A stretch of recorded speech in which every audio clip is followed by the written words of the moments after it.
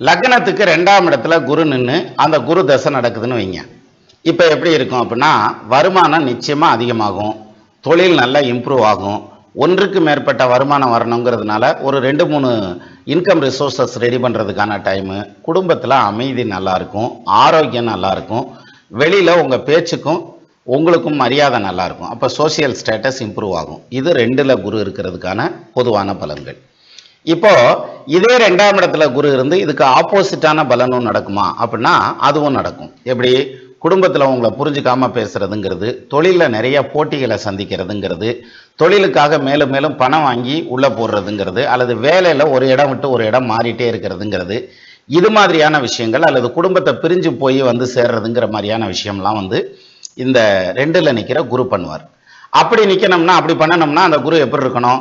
ராகு கேதுவோட சேர்ந்திருக்கிறார், வக்ரமாயிருக்கிறார், நீசமாயிருக்கார் 2ஆம் இடத்துல. 2ஆம் இடத்ததிபதி வந்து குரு 2ல் நின்று 2ஆம் இடத்ததிபதி ஏதாவது ஒரு விதத்தில் பாதிக்கப்பட்டிருக்கார் அப்படின்னா இது மாதிரி நெகட்டிவ் இம்பேக்டும் வரும். இதில் நம்ம ஜாதகத்தில் என்ன பண்ண போகுது அப்படிங்கிறது பார்க்கறது தான் ஜோசியம்.